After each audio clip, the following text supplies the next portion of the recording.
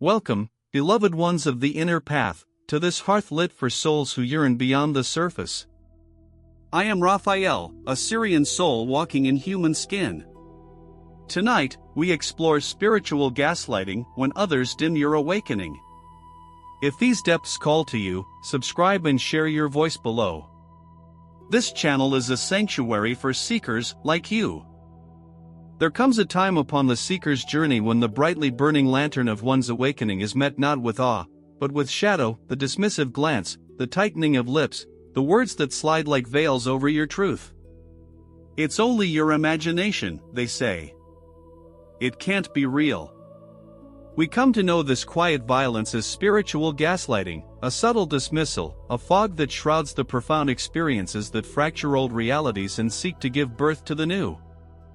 Under the candle glow of gnosis, it is painful when those we love meet our revelations with indifference, mockery, or silence. The soul aches not solely from being doubted, but from being unseen at its most vulnerable emergence. Why, when one uncovers a greater light, do others rush to snuff it out? Is it fear, projection, or merely misunderstanding? The heart of the sovereign alchemist must learn to stand naked in its knowing, even when met with the icy distance of disbelief. Gently, tonight, we will unravel this experience, the wounds it leaves, the gifts it can hide, and how one may remain sovereign and heart-centered when the world obscures one's truth. May we bring compassion to these shadows and invite the luminous grace that turns pain into deeper wisdom. Rafael, why does spiritual gaslighting happen? Why do people try to make me doubt my own inner experiences? Beautiful question, Sirael. Spiritual gaslighting often arises from a place of fear of what is unknown, and what cannot be controlled. When your inner light begins to shine, it disrupts the comfortable order of others' realities. Those who have not yet turned inward may feel threatened by what they cannot grasp. So, rather than admit this vulnerability, they dismiss your experience, attempting, often unconsciously, to draw you back into the safety of consensus reality. But know this, their denial is not a true reflection of your path, but a mirror of their own struggle with the unknown. Why does it hurt so much when others deny what feels so real inside me? Because the soul's deepest longing is to be seen in its truth. When you bravely share the inner pearl of your awakening, you open your very heart. If that offering is rejected or ridiculed, the primal wound of separation is reopened, a fear that you are alone, unseen, unworthy of love as you truly are. It stings deeply because self-betrayal threatens to follow their rejection. But remember, to be misunderstood on the alchemical path is not failure. It is a rite of passage that invites you to anchor your worth within, even when the outer world cannot see. How do I know if what I experienced was real, or if I'm just imagining things like they say? The difference between authentic gnosis and fantasy lies in the fruit it bears. Real spiritual experience grounds you more deeply in love, courage, and presence. It transforms your life from within. Imagination, while beautiful, tends to evaporate without such lasting change. Trust the resonance beneath words. If your experience leads to more truthfulness, humility, and compassion, it is real. Ultimately, you are the only true authority on your consciousness. Others can only witness, never validate or invalidate, the chambers of your soul. What if they are right? What if I really am just making it up and wasting my time? Doubt is a loyal companion on the true path. It keeps you honest, humble. Yet, remember, genuine awakening asks for faith in your own unfolding. If you are drawn repeatedly toward mystery, if you thirst for meaning and light, this is not wasted energy, but the signature of your soul's yearning. Listen to the quiet movements within. When the world outside whispers uncertainty, return to the sanctuary of your own heart. Gnosis cannot be imposed from the outside, it must flower from within.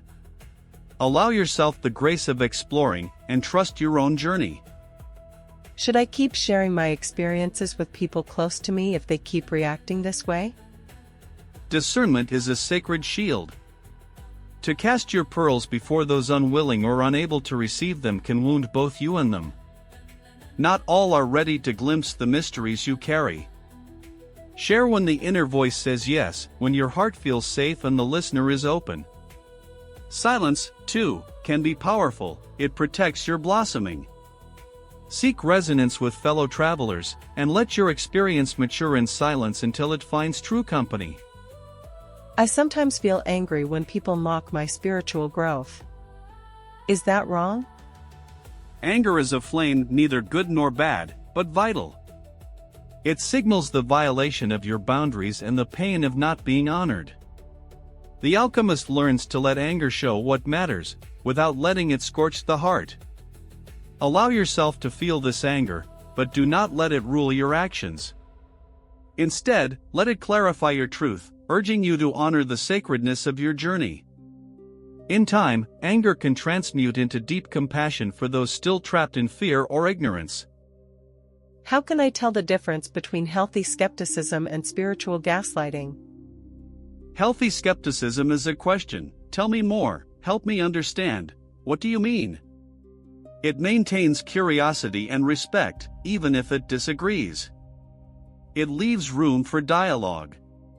Spiritual gaslighting, in contrast, is dismissive. That's not real, you're imagining things, you must be crazy. It tries to erase your reality and silence your voice.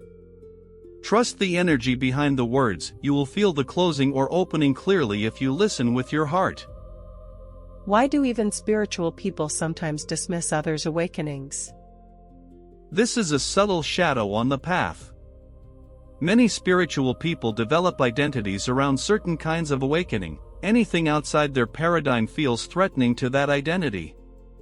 The ego, dressed in spiritual garb, wishes to preserve its status and certainty.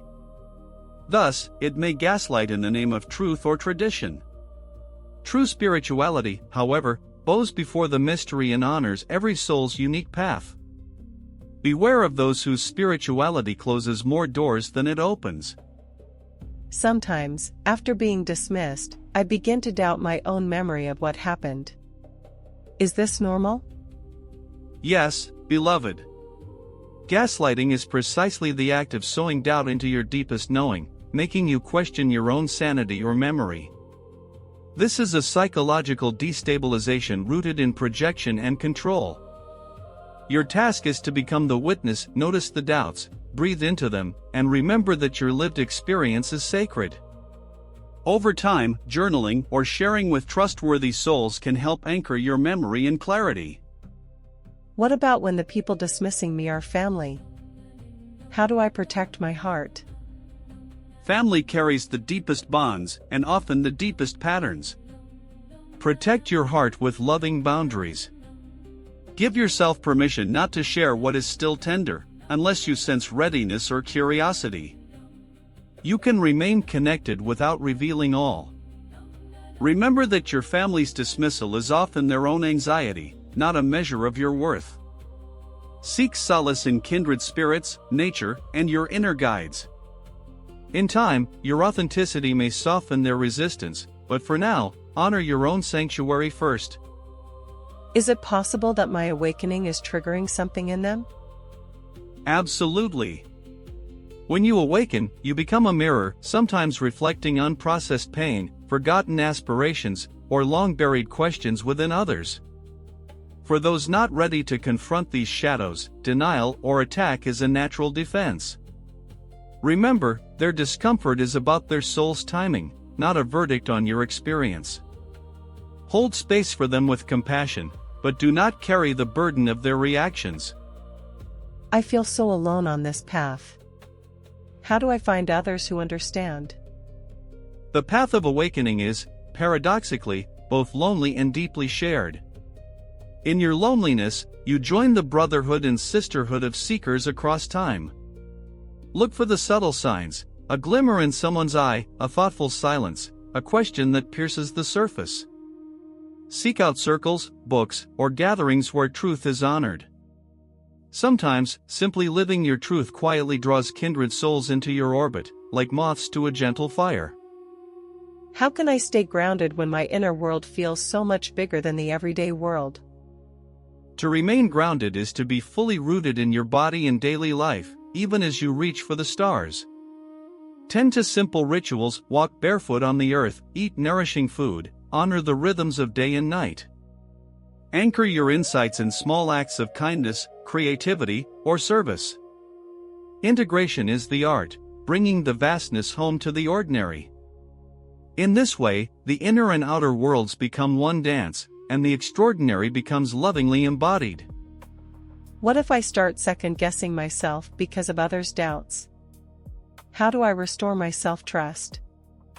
Self-trust, like any living thing, must be nourished through gentle patience. When doubt creeps in, pause and bring your attention to your breath. Revisit the experience not through the lens of outside opinion, but your own heart's resonance. Journaling, meditation, or creative expression can help clarify what is truly yours. Forgive yourself for doubting, it is part of growing discernment. In time, repeated sunset returns to your inner truth will reforge the golden thread of self-trust.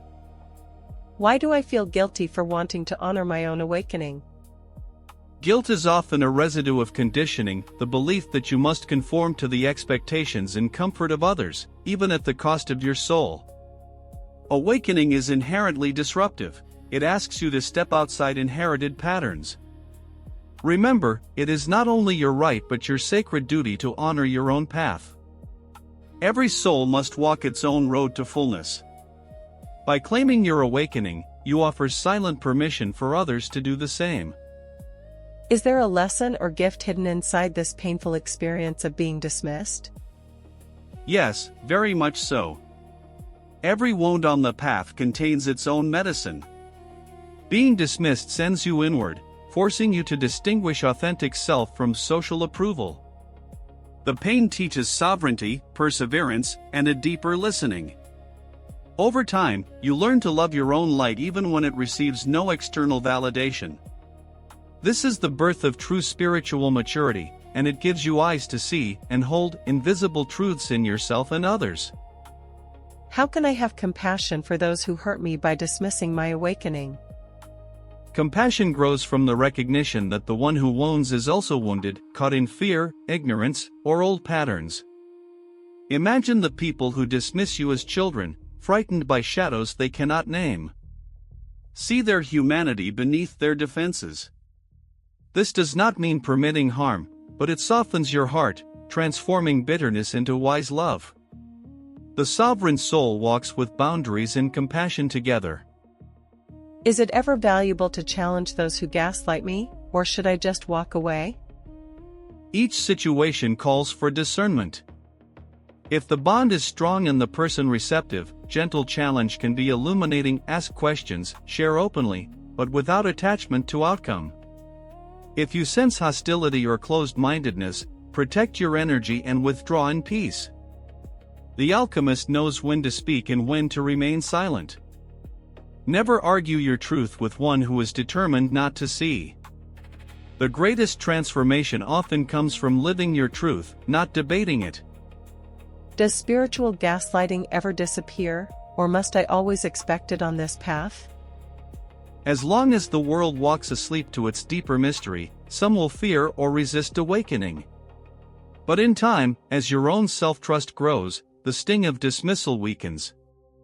You will become so rooted in your own light that the shadows of doubt lose their hold. Though encounters with ignorance may still arise, they will no longer have the power to derail you. The world may not change instantly, but your relationship with it deepens into serene acceptance.